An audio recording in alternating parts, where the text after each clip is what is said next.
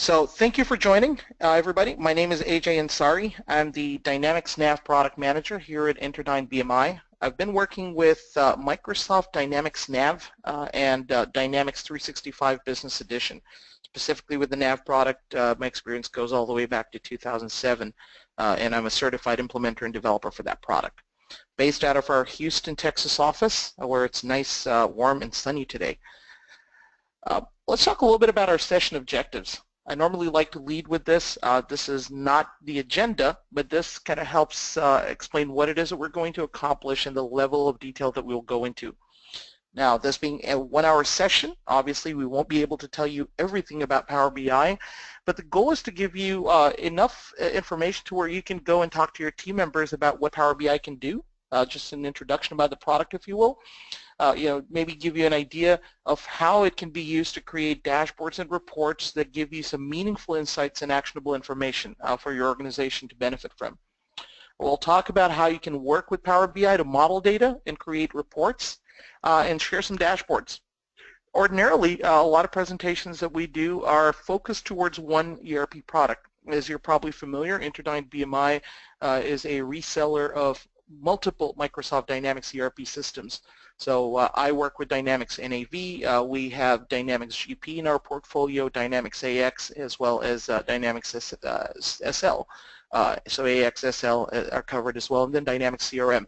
So various ERP systems, and our crowd today is fairly diverse.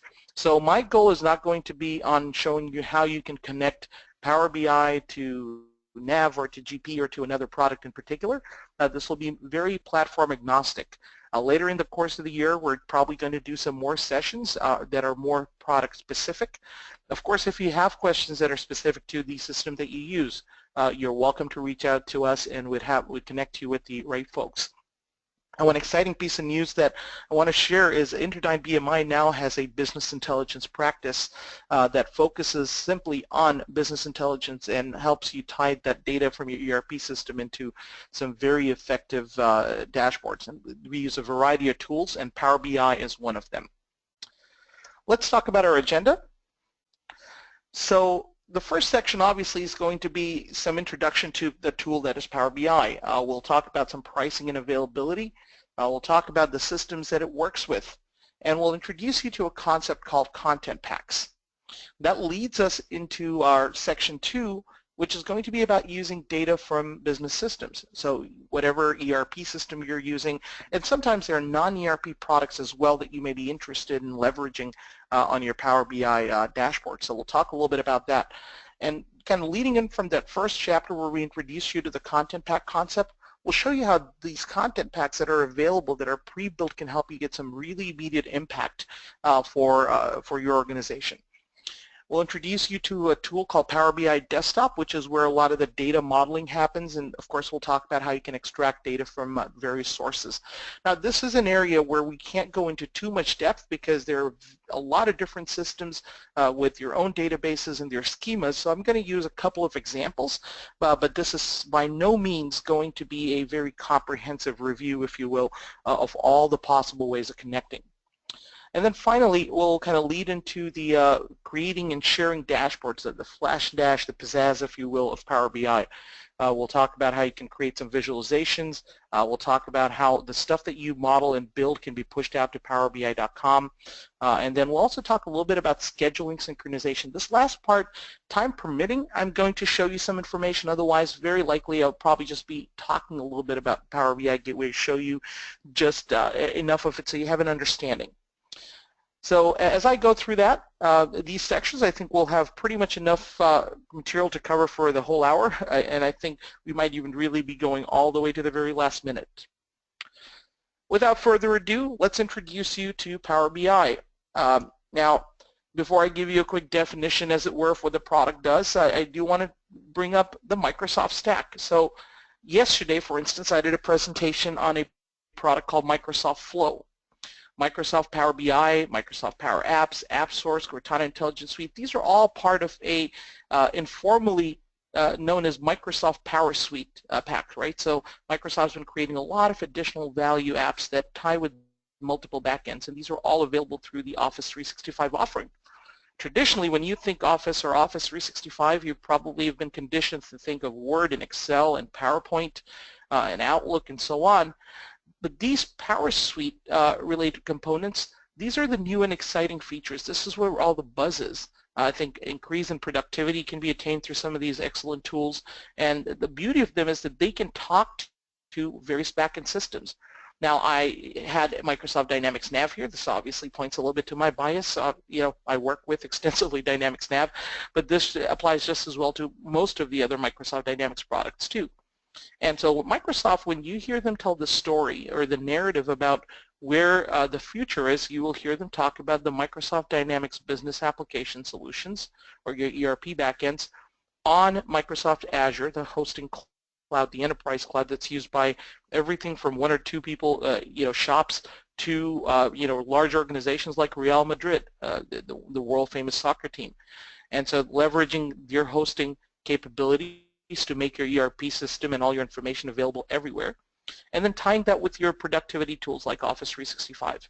So understanding this stack is really important, because over the course of the year you're going to find Interdyne BMI doing a lot of webinars on various other elements of the Power Suite.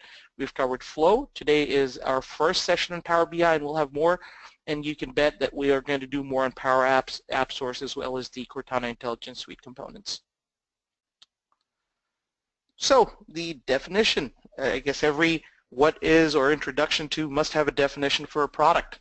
So what is Power BI? It's a service and a tool. Now it is of course a service from Microsoft, but I like to point out that it is a tool. There's something you can download to do some work in modeling. And this is going to help you transform your company's data into rich visuals. So Power BI is not going to replace your ERP system. Your ERP system's probably got some of its own dashboarding capabilities too, which is fantastic. But this is a true dashboarding visualization type of tool where you can collect and you can organize all the data from your various systems and focus on what matters to you. Get those insights to help drive business decisions. Address is very simple. We'll be going there multiple times. It's powerbi.com. And already you can tell it works in a variety of devices, and I'll get to a little more detail around it on some future slides. Now, there are a lot of business intelligence solutions out there, and you'll find the price point for these solutions also varies from one end to the other. We have seen solutions that can cost you all the way up to $40,000, $50,000 to implement and to get software services and everything. And then you have tools like Power BI, which I'm going to show you a little more about pricing in a few slides, but it starts off from a free version. So everything from free to 40 to 50,000. Then you go, which is the right tool for me? And what you might find sometimes is there isn't one right tool. Sometimes you might use multiples. But the one from Microsoft, which is Power BI, is a leader, if you will. So Gartner is a company that ranks all players in a certain area. So there are ERP magic quadrants, there are business intelligence, visualization, and so on type of magic quadrants. And the one for business intelligence, as of February 2016, actually I've seen a newer one and somebody else is supposed to, where Microsoft is in the top right, which is, you have a product that is very strong and has a vision that leads the pack. So Microsoft Tableau is a very, it's an excellent competing solution too, as is Qlik, but you'll find very few are in that leader category, and that's where Microsoft's Power BI lies. So you can already tell that this isn't a solution that isn't tried and tested. This isn't a solution that's just, kind of rolling up its sleeves. It's been around in some iterations for the last few years, and a lot of buzz is being generated, and for very good reason. So I see there are already some questions coming up. I'm going to make sure that we address them as we go along where possible, and otherwise we're going to take detailed questions at the end. So this first one is pretty simple. Does Power BI work with SSAS cubes? So short answer is Power BI works with a lot of backends, and SQL being one of them. So if you are using SQL Server, and if you do have SSAS cubes over there within the SQL side, then absolutely. But it does not have its own data warehouse or its own pre-built cubes. At heart, it is a visualization tool that can be used directly with an ERP system, or it can be used alongside another BI solution that has its cubes or a data warehouse. So let's talk about Power BI benefits, just very briefly. Data from a backend system like Dynamics Nav can be printed or presented in dashboards. Just provides you some complete overview and insights. And these insights can be in area like finance and sales, and you can drill down into these reports. Of course, you can use them for purchasing. In fact, I've got one purchasing related dashboard as well. And then you'd be able to personalize these into KPIs and dashboards. And so these are the types of things that different business unit heads will be accessing all the time. So if you don't have time to look at the thousands of transactions that take place, you're probably better served by looking at the high-level information that helps you make decisions that are good and in a timely manner. And then finally, you can extend, you can modify, make these your own, and you have a lot of different types of visualizations that you can download, a lot of filters you can set, etc., to get more slicing and dicing of that information. So let's talk about pricing. So it's freemium. The freemium model you'll find is increasingly how a lot of vendors are going to market. They will take their offering, keep some of the core things that everybody benefits from into a free edition that allows people to get excited about the product, use it, apply it, and then there is going to be a layer of functionality that's only available to the paying customer. So when you use a free edition, this isn't a trial. You're not going to see ads all the time to upgrade or nagware that frequently just prompts you to upgrade, so no ads showing up for random products that you don't care about. This is just free with some limits on functionality. You can create reports and dashboards, and you can share them with people within your organization, especially if you have Office 365 available. But of course the limitations are there. So what are those? A few of these are that you've got a 1 gigabyte per user data capacity limit. So it is scaled by user.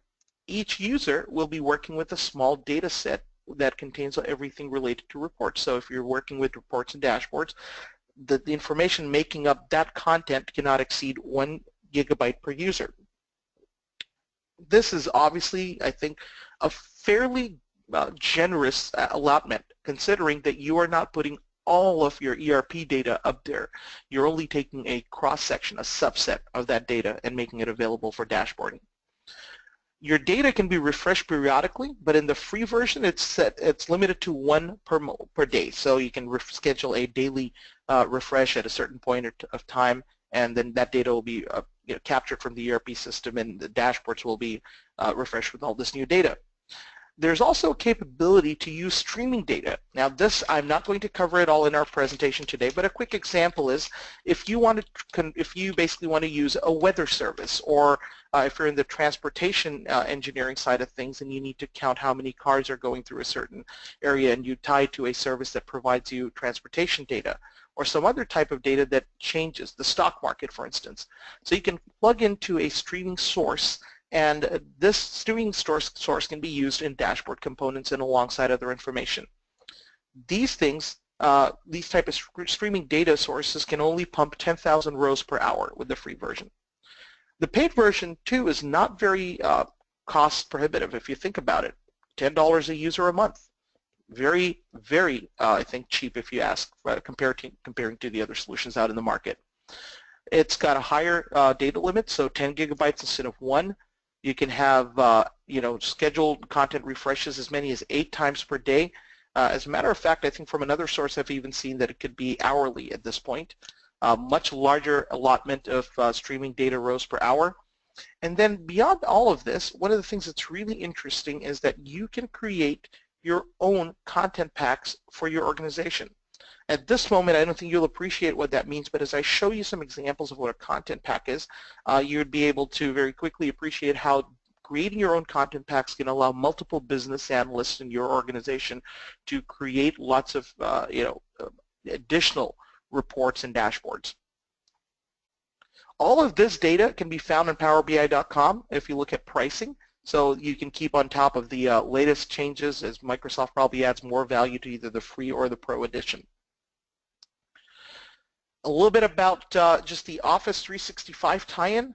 One thing that I want to make sure that everybody understands is while it's part of the Office 365 family, you don't need to have your traditional Office apps subscribed to. So you don't have to be a user of Word and Excel and PowerPoint, etc. So you don't need a subscription.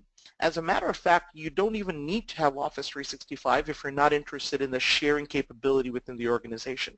So if you just want to go it on your own, you can use your own email address to sign up and continue setting up and using Power BI. Now, one of the things that I should point out, if you are using Office 365 and want to get all the benefits of the Office 365 integration, make sure that your subscription is in the home or student version. This is not going to tie into Power BI. Another thing that I kind of point out normally is that when you are using a service provider like GoDaddy for your Office 365 subscription, you may not be able to use Power BI. We actually had a scenario there, and it's not because of a limitation from Microsoft, it's because certain resellers like GoDaddy out there, their Office 365 tenants are just set up a little bit differently, and I think either through some issue with technology or some issue with the way that they provisioned their environments, Power BI was not available. So just some things to be aware of over there. All right, so where can you access Power BI? Where is it available? Pretty much everywhere. The main place that people use Power BI tends to be PowerBI.com, especially if you're on your computer. It is at heart a software as a service type of thing, so it is a service. It's available on the cloud, and you can access it anywhere, anytime. There is a Power BI desktop application. This is where we do the heavy lifting, the modeling of the data, tying to data sets and tying to sources. This is not actually going to have a dashboard because it's not meant to be the end-use product.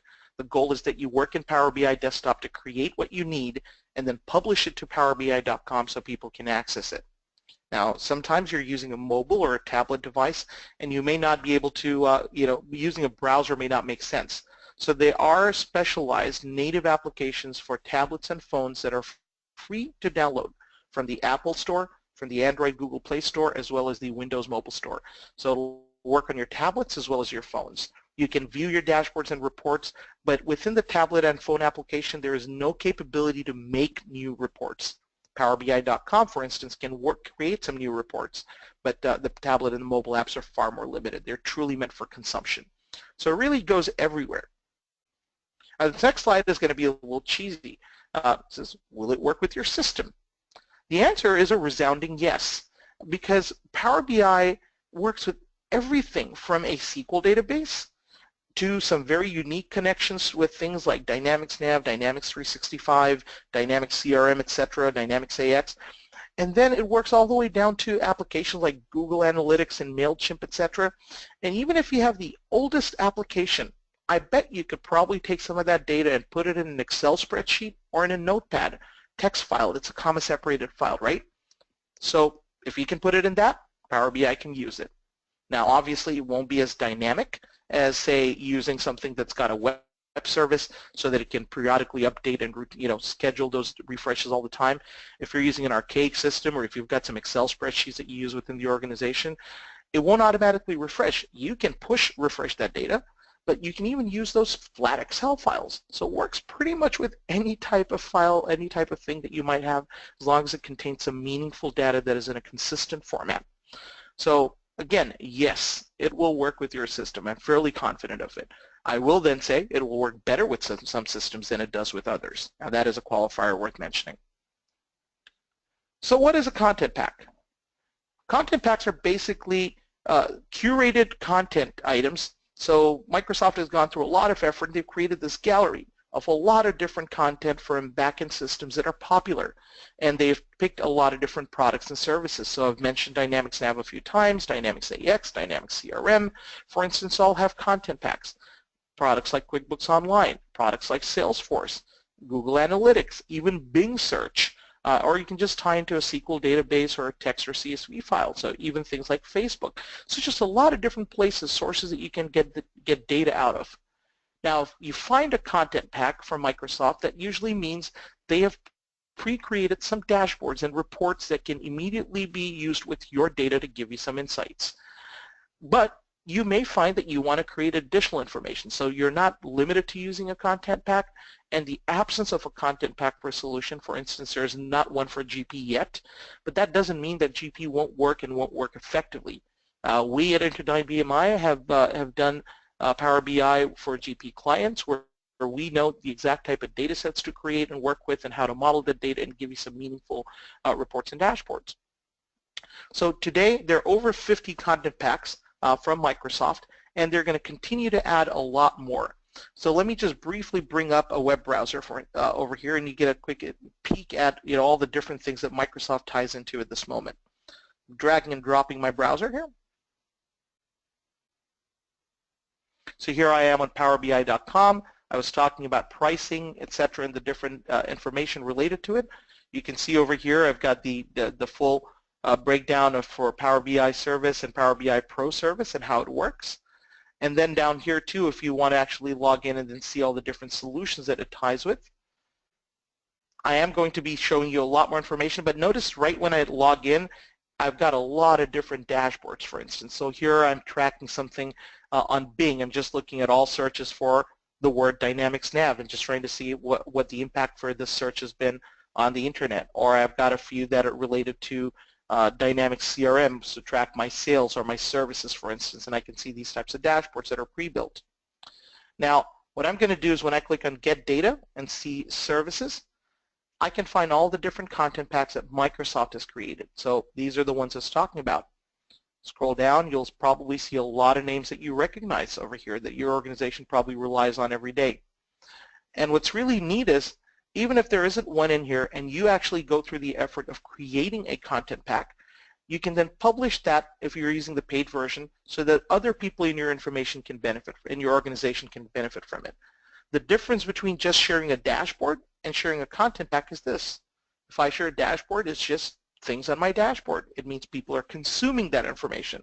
But if I've got a team of 5 or 6 or 10 business analysts, I can create a content pack and share that with all of them, and then they would be able to quickly use that to create custom reports and dashboards all day long, which could then be used by other consumers.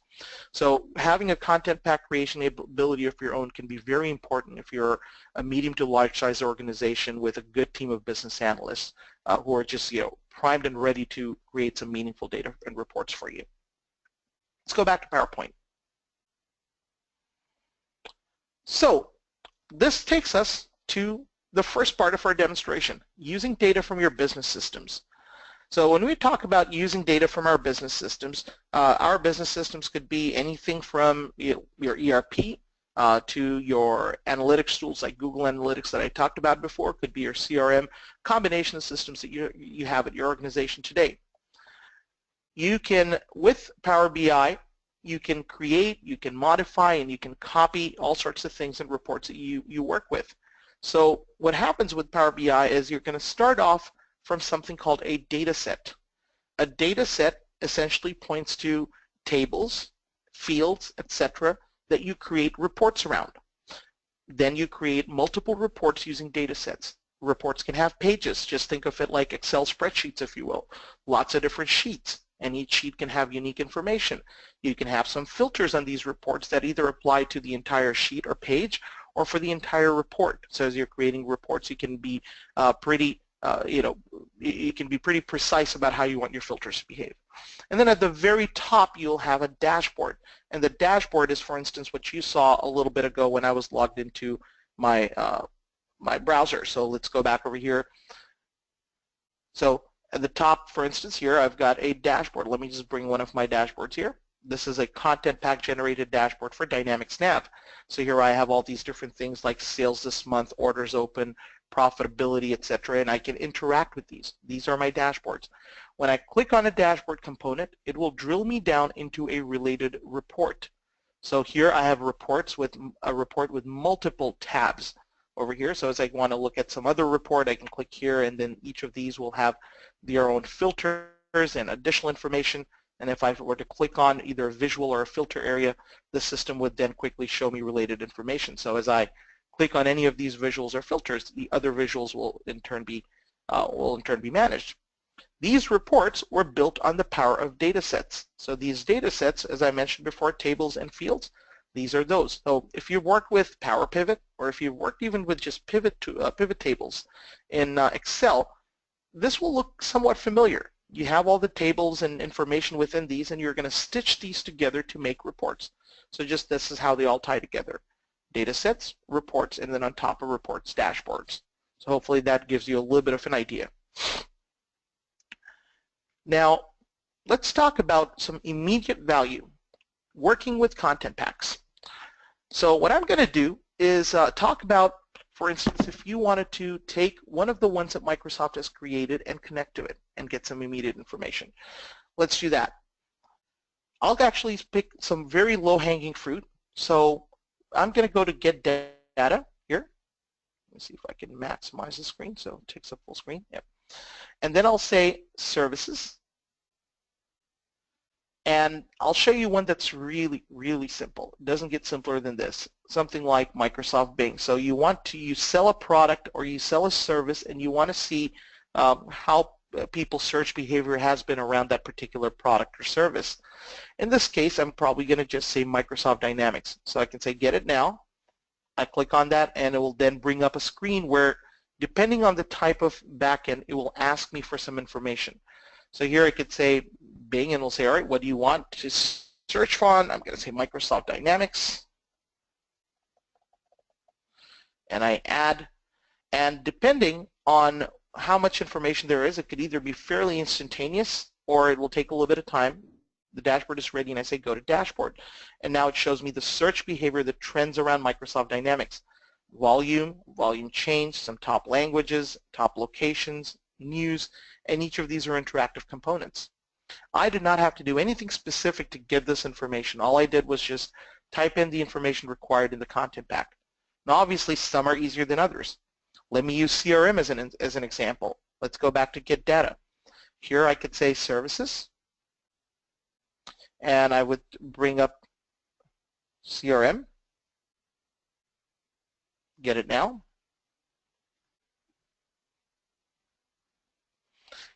Here it'll ask me to put some information about my service. Now, depending on what it is I need to do, I obviously know my CRM URL, so I'm going to say HTTPS CRM, MPS.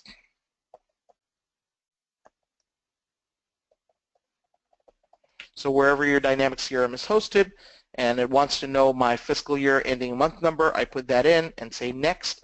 Now, because I've used the service before, it's probably not going to ask me for a username and password, but otherwise, if this was the first time I was connecting to the service or first time using this content pack, it would have asked me for that detail.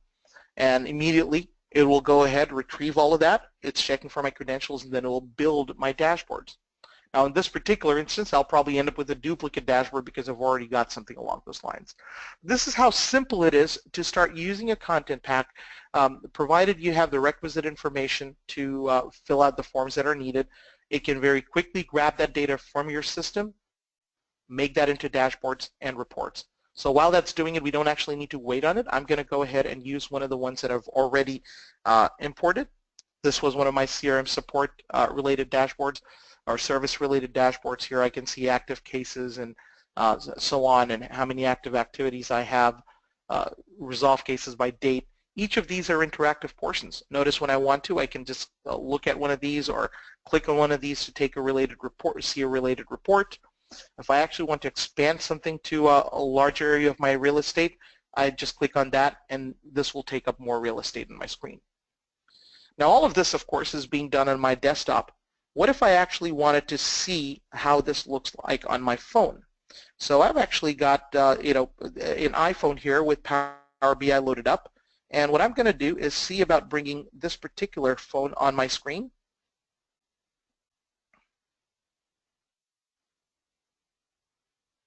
Okay, so let's actually make this a little bit tiny, and let's also silence notifications so we don't get alerts. Now here I'm going to click on Power BI, and I've got a lot of different reports, for instance, and I'm going to pick one of the CRM ones that I was working with. So I'm just going to scroll down a little bit. You'll see the CRM Online Service Manager, the same dashboards we were looking at before. And what I do now here, you can see how everything is optimized to fit my screen. And then if I were to switch, go kind of landscape mode, you'll see it again pivots that and gives me a little more information based on the real estate available to it.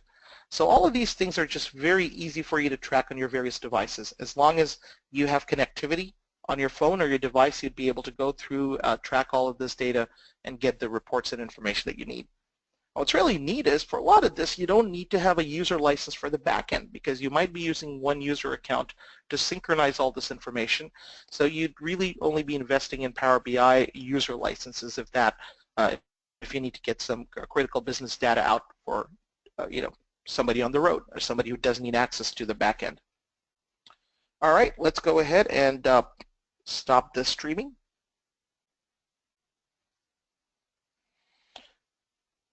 The next thing is Power BI Desktop. So let's meet Power BI Desktop. What is this tool? What does it do? It's something you can download for free from MicrosoftPowerBI.com. So when I'm on PowerBI.com, let's go back over here. It only works on Microsoft Windows. So if you do need to create your own reports and data sets and use a Mac device, unfortunately you're going to have to kind of RDP into a Windows machine or utilize a Windows machine.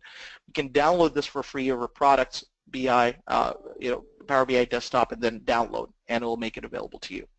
Now I obviously have an installed version, so you're not going to have to sit around and wait for me to install this.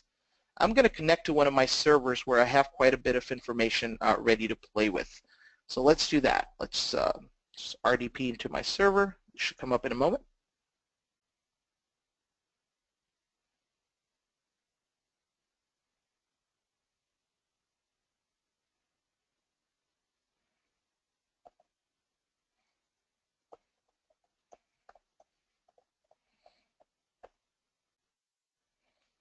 Okay, connect and bring us up.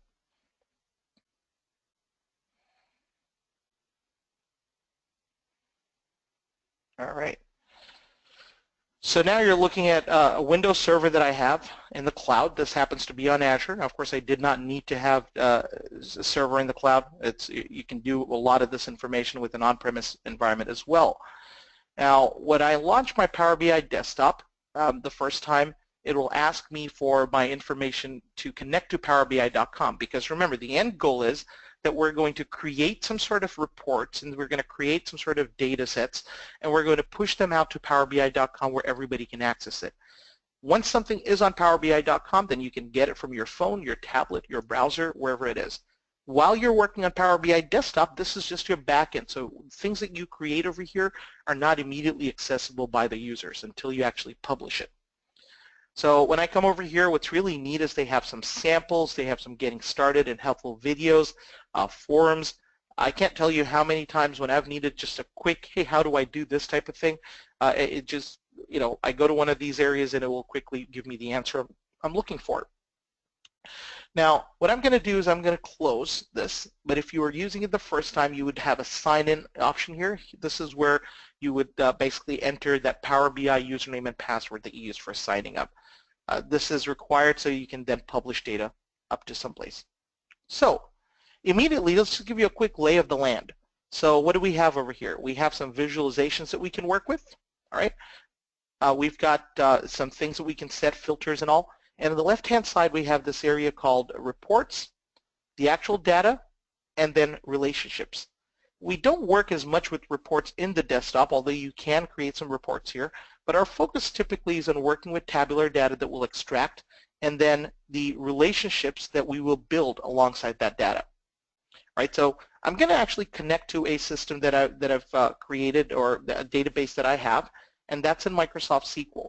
So I figured for pretty much everybody, no matter what system you're using, you're probably doing something with SQL Server, and so you could probably relate to this. So let me just quickly show you around that SQL database. Now, of course, I have a Dynamics NAV database here, and the schema for this database is going to be different from, say, an AX or a GP database. But here in my database, I've got my different tables, right? So as I look at my different tables, I can see the exact table name, and usually if you know your way around this database, you would understand exactly how tables relate to each other. Obviously if I wanted to, I have different companies in here, If I was looking in the Coronis Americas company for the customer table, there would be a table here. As I scroll down a little bit more, it should come up very soon. This would be this particular table. So then from this table, I would be able to extract data, and these things could contain a lot of different fields, which are basically shown as columns, and some of these are, optimized as keys and so on. So my goal is really not to bore you with SQL. My goal is to just give you a little bit of an idea so then we can get this data. So we could say get data, and I'm going to say from SQL. Now, these are just a few commonly used ones. There are a lot more that are supported. If you were to say more, this will show you all the different types that are supported with Power BI Desktop. So if you find you're working with a specific application that's listed here, you might want to start off there because it'll probably be optimized. It'll probably do a better job of understanding the schema. Now, if nothing else, then you could just go ahead and start yourself. See over here, I've got those file capabilities. So Excel, text, CSV, XML, etc., or databases, where it's a regular SQL database and Access database as well. I know a lot of folks still sometimes use that. Or even if you're using the free MySQL, it will work with that as well. So it just works with a lot of different tools and a lot of different backends for you to be able to extract data. Now, once you're here and you kind of select what it is that you want to work with, give me 1 second, just had to pause my screen for a moment there.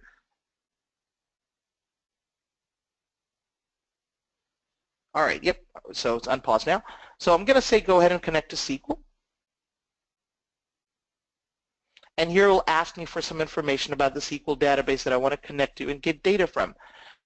Now over here, I would normally put in my SQL Server information. Could be localhost or it could be the server name. You can also get this information from File, Database, Connect Object Explorer, and it will show you my server name. It will show you your username and other information as well. So here is where you would have put up that kind of detail, and the database name, of course. Now, instead of doing all of that, I've already done a connection before. And what's really neat is once I have connections, I can say recent sources, and it'll actually show me previous connections, much like an ODBC type of thing that can, you can reuse for multiple connections. So when I do that, so over here, this will show me all of those tables that I had before. Now I'm looking, for instance, for my customer data, so I can just come in over here. We'll just wait till it gets the whole list.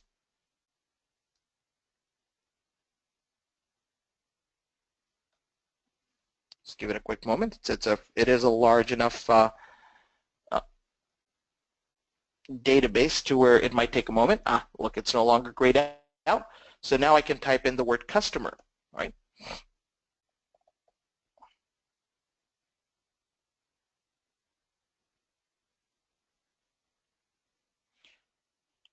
Now, working with SQL sometimes, you'd have to type table names, etc. here. If you're working with a system that supports OData queries, you'll find the experience is a little bit different and sometimes a little more, a little faster, because what you do is you can take a table like customer, or you can take information like a product table or product history, and you can create OData web services. So you create a specialized URL that can give you an extract of that specific table's data. So instead of going through and finding tables here, you would be able to just type in an OData feed URL, and it would basically get all that data for you. So it's a little bit faster, just different systems, different ways. Here, if I want to grab data from, I have a lot of different companies. I'm going to say I'm really looking for the customer data from Coronis USA. So I would say this, all right? And now it's going to show me a preview. All right, this is what I'm interested in.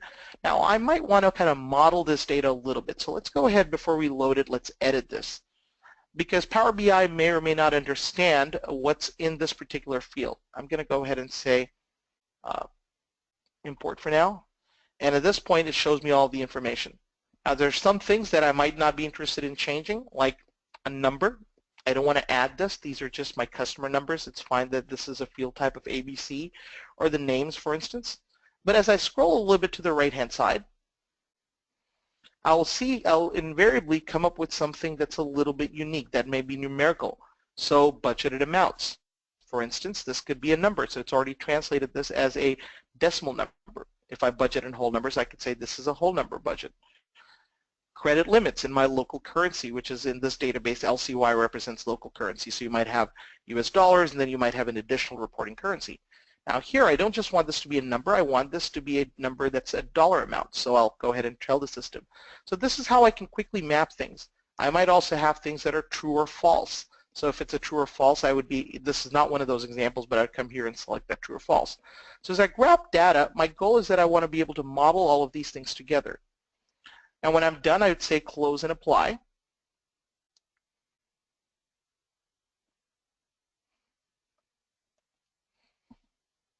Now over here at this point, it's going to take all of my data, the things that it's parsed out as numerical values. It will show a sigma sign so that you know that these can be summed up. You will show some other things that are formatted in a certain way. Now there's also fields like country, for instance, right? So I had one field called country region code. And what I probably want to do over there is get the right map country showing. So when I want to work with those, this is what I do. I can come to this particular field and I click on modeling, and here I tell the system that this data category is a country or region code. I could do the same with city, and immediately as I do this, the system now understands that these are a specific reference to a certain data type. Now what I want to do here at this point is I'm actually going to go to this report screen to demonstrate a couple of things that can be done. So I have, for instance, a lot of different customers, and I want to see how many customers I have by city or by salesperson in different cities. So the first thing I would start off maybe is creating a table. So before we create a map or anything, let's maybe just take a quick look at a table. And as I select my table type, I would then go and say what it is that I want to show in here. So let's grab a customer name. Right, so that's one column. Great. And then I might be interested in knowing who the salesperson is for this. So I've got some salesperson code fields. I can show that code. And then I would probably want to show the city and country that this customer is in. So I'm going to go to city, and I'm going to add my country region code. Now as I do this, if I'm also interested in creating some simple filters for this, I'd be able to create a couple of different types of filters. Now one might be that I only want to see customers that are in the United States or Canada. So what I can do is, and this is for the entire report, so I'm only interested in North America, let's say United States, Canada, and Mexico. So I don't want the user to be able to filter them. I want to make this a global filter. So I would drag my country and region field, and I'd say this is either a page level filter or a report level filter. A page is like an Excel sheet, and this is one page. I can have multiple pages. So I could say over here that this is page 1, and I want to put it as a page level filter, or if I say report, it's for everything. Here, all pages would adhere to this filter. So this is where I could pre-filter out for US. I don't have any customers in Canada and Mexico, so nothing to filter there, but I'll say US and Canada. Maybe even let's bring in Great Britain. So now I've got 3. So these are things that will be pre-filtered that the user won't have control over. But I may be interested in controlling customers by salesperson filter, or giving that control to the user. So here in another empty space, I'm going to put in a quick filter visualization. Let's just drag this over here, and I can then go ahead and add things like a salesperson code.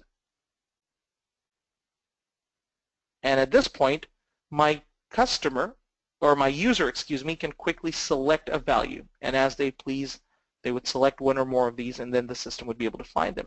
Now if you have a lot of different filters, sometimes it's a good thing to allow a search field over here so somebody can just type that in. There's a lot of things you can do to the table to pretty it up. You've got all these formatting, coloring capabilities. Do you want to show values in a certain color, your font color, font size, header for the table, and there's so much you can do to pretty things up. But I want to focus just kind of on a little bit around the value proposition of all of this. Now we can take this information then, if I actually wanted to show this on the map, maybe I want to show all my customers in the map. So I'm going to select another visualization here, my map visualization, and here I could say show the customer name and show them on the country region code, for instance.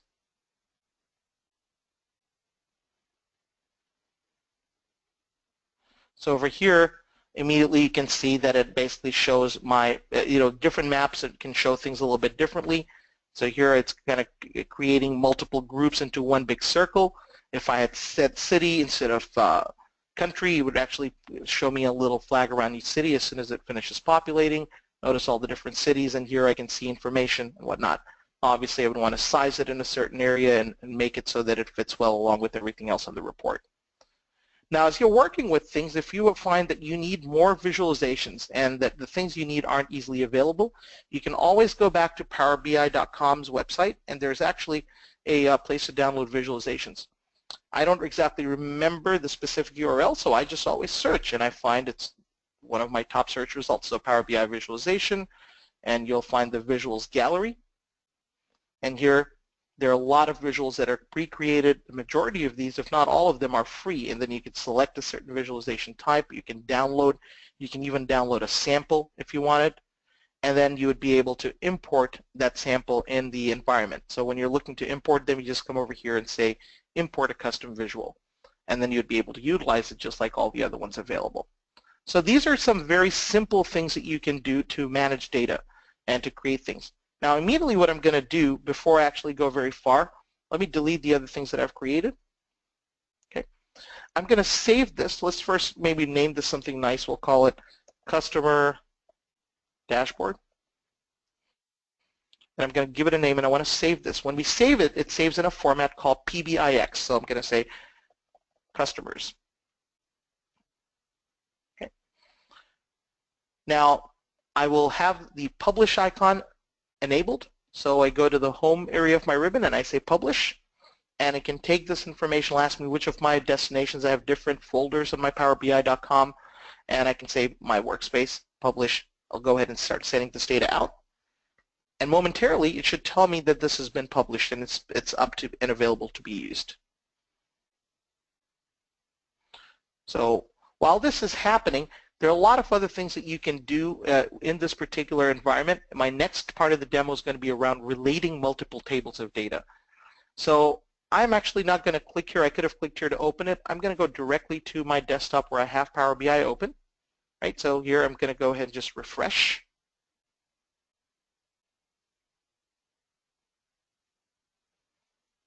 Let me also reduce my font size a little bit so I can see a lot more information. Now here, when I expand my navigation pane, I should see this new data set that I had called Customers, which has all of my information, and then the report that I created called Customer Dashboard, or the customer stuff. Now over here at this point, I have the data that I need.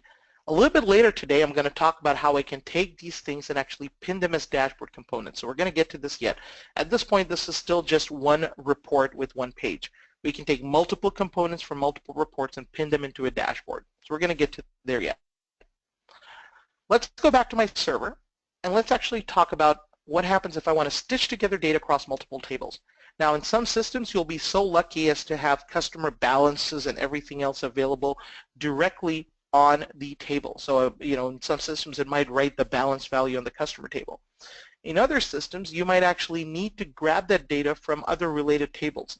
So you might find some relational databases. To get the balance, you would look at the customer data, and then you would look at maybe the sales lines data, and you would sum up all the lines of sales for that particular customer to come up with the total sales for that particular customer. And then over another table, like a subledger for the customer, you might look at the individual remaining balances to find what it is that still is outstanding. So different systems work different ways. So it's imperative for us from time to time to know how to be able to tie these together. Now, before our presentation today, I pre-created a SQL database example that had more than just the customer table. So I'm going to quickly launch this.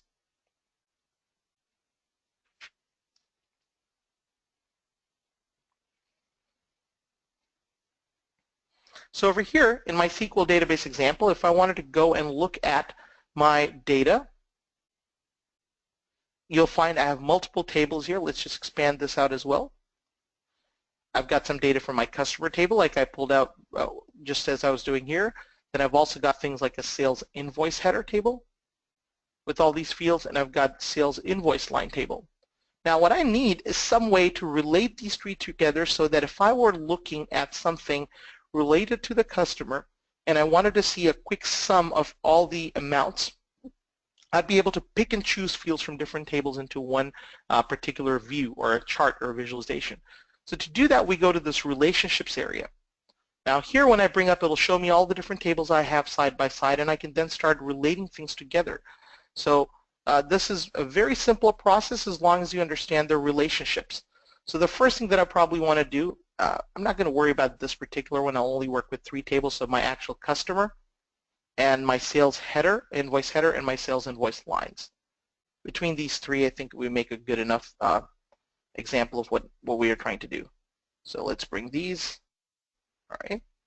Now, what I know is that my customer number will be the same as a sell-to customer number in this particular example. Now, in my system here, I've got a sell-to and a bill-to.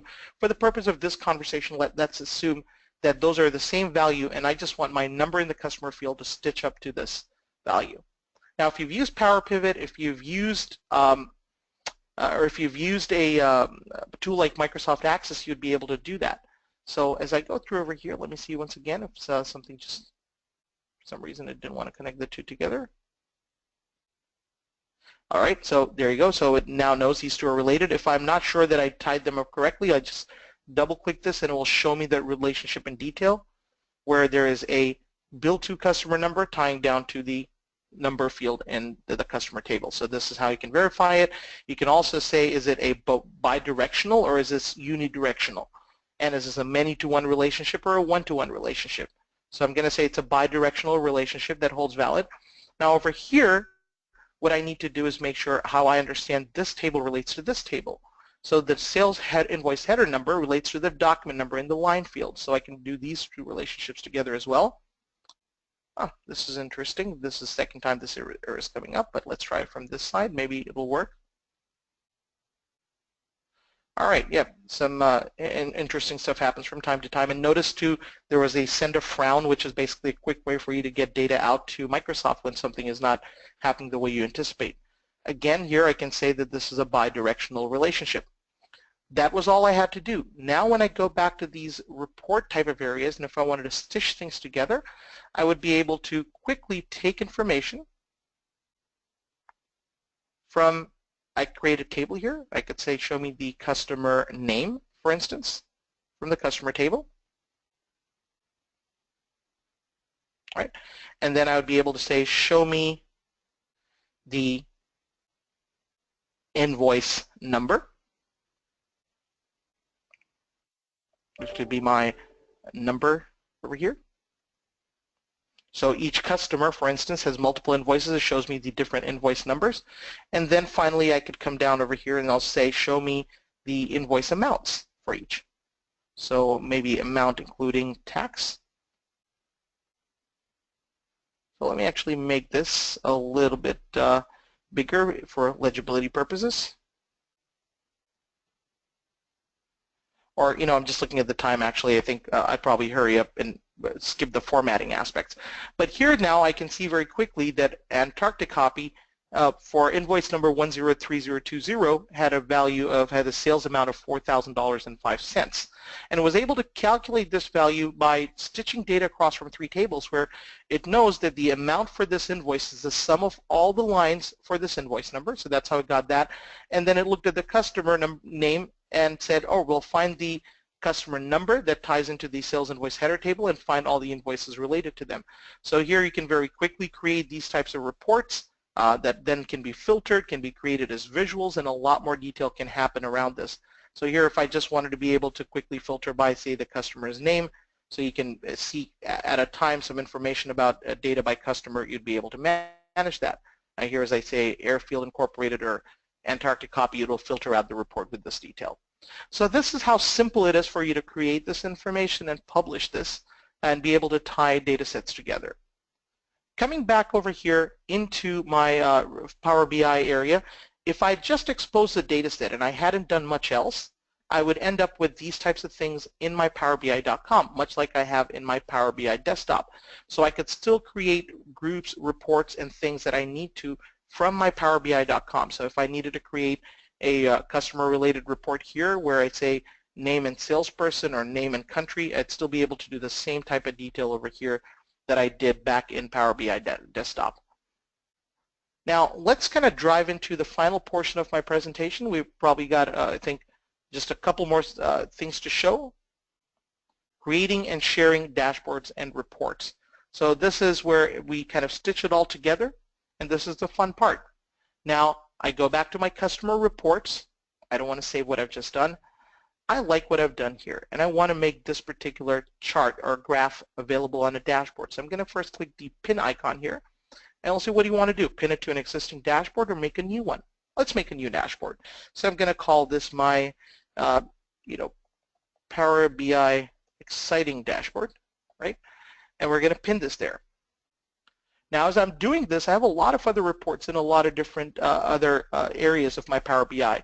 So I'm just going to grab a couple more like that. And so you can say, all right, go ahead and take this. We're also going to pin this to this dashboard. We'll pin this to my exciting dashboard that I have. My Power BI exciting dashboard, and I'll pin this. And I can pin a few other things that I want.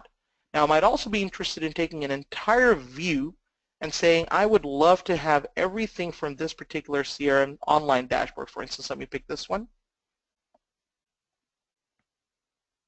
And say, I'd love to take everything from this and pin it onto my dashboard. So I could make this a live page that I pin. So when I do that, it will say, do you want to pin the whole page? Yes. We'll want to pin this to the entire dashboard, and we'll also put this on the Power BI exciting dashboard. Now when I go to my Power BI exciting dashboard here, you'll find all these components. Things that I've pinned already is little individual components I can look at, hover on, expand, or click on to be able to go to the related report. Let's come back to that exciting dashboard that we have. I can also look at the entire thing that I pinned as a live area, so everything I have is showing up here, and they're all interactive. I can increase, decrease, or kind of change sizes. A more advanced topic that works with certain data sets is I can type in an intelligent query like item sales by customers and so on. It also gives me some hints over here if I wanted to. And then finally, if I want to share it, very simple. All I have to do is come over here and click on share, and I can identify somebody in my organization that I want to share to. So I start typing their name. If they're part of my organization, their name will show up. I can include an optional message. I can allow them or disallow them to share this dashboard onto somebody else, and I can also send them an email notification. I can also set up some access rights. What are the things that people can do, or look at a hard link for this page if I want to publish this someplace. So these types of things are very simple and easy to do to manage and so on. The last one or two things that I want to point out, I know we're 1 minute over the limit, but I think we're pretty much down the home stretch here. Sometimes you create a data set and you want to be able to quickly schedule a refresh. So you come to the data set and you say schedule a refresh, and depending on how you've connected with it, if Power BI application is directly able to talk to your ERP or to an application, if you're using OData, for instance, you could schedule a refresh right from here. Otherwise, you use a tool called Power BI Gateway. Again, it's something that you can download from the Dynamics from the Microsoft Power BI webpage, and you can install it on your server. It basically acts as a conduit, a tool that allows you to transport data from your backend to Power BI periodically, and then you'd be able to schedule things. And then last but not least, if you're looking for some areas to be inspired, I'd strongly advise you to look at solution templates and samples, for instance. The samples is very, very quick and effective.